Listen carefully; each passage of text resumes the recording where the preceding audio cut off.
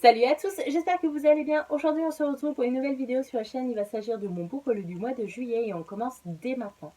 Le premier bouquin, il s'agit d'un bouquin que j'ai acheté neuf et qui était sur ma liste d'envie depuis très longtemps, mais j'ai enfin craqué. Il s'agit de La Vague de Todd Stresser, publié aux éditions Pocket, où d'après ce que j'ai compris, on va suivre un prof d'histoire qui va essayer d'initier ses élèves au nazisme pour leur faire comprendre un petit peu tous les mécanismes. Je vous lis le résumé pour être plus clair. Pour faire comprendre les mécanismes du nazisme à ses élèves, Ben Ross, professeur d'histoire, crée un mouvement expérimental au slogan fort. En l'espace de quelques jours, l'atmosphère du paisible lycée californien se transforme en microcosme totalitaire. Avec une docilité effrayante, les élèves abandonnent leur libre arbitre pour répondre aux ordres de leur nouveau leader. Quel choc pourra être assez violent pour réveiller leur conscience et mettre fin à la démonstration? J'ai pas besoin d'en savoir plus.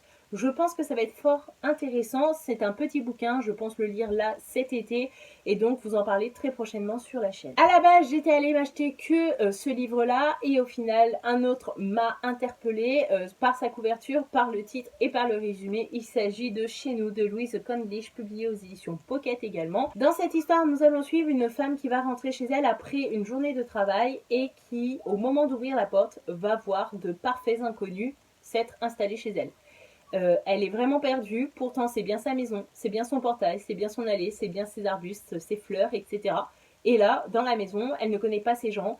Ses deux enfants, je ne sais pas où ils sont passés. Le père, enfin l'ex-mari est injoignable. C'est vraiment la panique générale. Moi perso, je suis très curieuse de savoir cette histoire. Est-ce que cette femme est en train de perdre la mémoire au fur et à mesure du temps qui passe? Est-ce que ce sont des personnes malveillantes qui se sont installées chez elles parce que la maison leur plaisait? Ça peut être possible aussi. Hein, voilà, en 2021, on est surpris par rien du tout maintenant. Donc voilà, j'ai qu'une envie, c'est de faire ma curieuse, de me jeter dans ce livre. Ensuite, j'ai reçu quelques secondes encore de Thomas Cotto, publié aux éditions Nathan, que je tiens à remercier. Ici, il va s'agir d'une histoire qui va parler de don d'organes, puisqu'on va suivre le personnage d'Anouk, qui a son frère Alban, qui est en état de mort cérébrale, et qui a toujours dit que s'il lui arrivait quelque chose, il souhaitait donner ses organes. Sauf que sa mère, à ce moment-là, à l'hôpital, elle refuse, elle n'est pas du tout d'accord avec le choix de son fils. Et pourtant, Anouk essaye de la convaincre en lui disant que c'est le choix et d'Alban et que il faut qu'elle le respecte, etc. Les médecins font pression également puisque on peut pas attendre des heures et des heures pour le don d'organes. Et donc je pense que c'est un roman qui est tout à fait dans l'actualité et il faut en parler. Donc voilà, j'espère le lire très prochainement. Il est très court, donc j'espère pouvoir le lire cet été. Ensuite, j'ai craqué pour un livre d'occasion sur Vinted. Le résumé me plaisait, pourtant je ne connaissais absolument pas ce bouquin, je ne l'ai vu nulle part. Il s'agit de Bonne nuit mon ange de Aimé Molloy, publié aux éditions Les Escales. Ici, on va suivre un couple dont d'un côté on a Sam qui est psychothérapeute et de l'autre côté on a Annie, sa femme, qui vont venir s'installer dans une petite ville alors qu'ils vivaient à New York. Et du coup, en fait, Annie va souvent être chez elle. Elle travaille pas plus que ça, d'après ce que j'ai compris. Et Sam va recevoir ses patients au sous-sol de leur maison parce que c'est plus pratique. Et au fur et à mesure du temps qui passe, Annie va se rendre compte que tout ce qui se dit en bas au sous-sol, elle peut l'entendre. Par un conduit d'aération dans le plafond, elle va découvrir une passion pour écouter tout ce que les patients de son mari vont lui dire.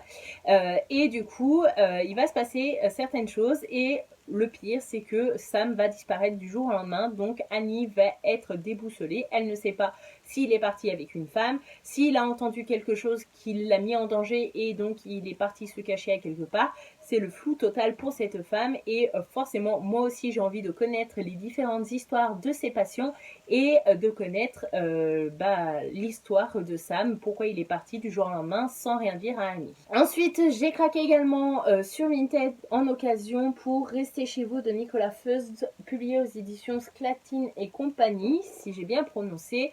Alors Alors là, de quoi ça parle? Je vais pas vous faire un roman, hein. Restez chez vous. C'est en lien avec le confinement que l'on a connu en 2020, du mois de mars à mai. Et du coup, l'auteur a profité pour écrire un bouquin, 2 à 3 chapitres par jour. Alors, je ne sais pas ce qui va m'attendre là-dedans, mais je pense que c'est intéressant de découvrir ce roman qui a été écrit durant le confinement, sachant que Nicolas Feuze est un auteur que j'ai déjà lu et que j'ai déjà apprécié, donc je lui fais confiance. Ensuite, de la part des éditions Nathan et que je remercie encore, ils m'ont envoyé Nous sommes les Wilscats de Shoban Viviane. Donc ici, on parle de quoi? Apparemment, on va suivre 6 jeunes filles qui sont des sportives qui forment une équipe et qui vont être face à un coach qui est toxique et manipulateur, et elles vont essayer de se serrer les coudes pour retourner la situation à leur avantage. Est-ce que ça va marcher ou non? Je ne sais pas, mais c'est vrai que dans le milieu sportif, on peut être face à des gens qui sont malveillants, toxiques, manipulateurs, et il faut se méfier de tout le monde. Et le dernier bouquin que j'ai acheté d'occasion, il s'agit du tome 1 de Caleb de Mira El-Joundir, publié aux éditions Robert Laffont dans la collection R. De quoi ça parle? On va suivre apparemment un jeune homme qui s'appelle Caleb, qui a 19 ans et qui apparemment peut se connecter à vos émotions pour vous manipuler. Apparemment, il vous connaît mieux que vous-même. J'ai pas besoin d'en savoir plus. Je sais qu'à l'époque, quand il était sorti, il avait eu un gros succès. Donc là, voilà, il était d'occasion à 1 ou 2 euros sur Vinted. Encore une fois, je me suis pas ruinée. Je me suis dit, pourquoi pas le tenter si un jour ça me tente et si j'ai le temps. Et voilà, mon Poco du mois de juillet est enfin terminé. J'espère qu'il vous aura plu. J'espère vous avoir donné des idées de lecture concernant vos prochaines lectures. N'hésitez pas à me dire en commentaire si c'est le cas. N'hésitez pas à me dire également si vous avez déjà lu un des bouquins que je vous ai présenté aujourd'hui. Je serai ravie d'échanger avec vous. Merci d'avoir regardé cette vidéo jusqu'ici. Je vous fais de gros bisous. À bientôt dans une prochaine vidéo. Bye bye.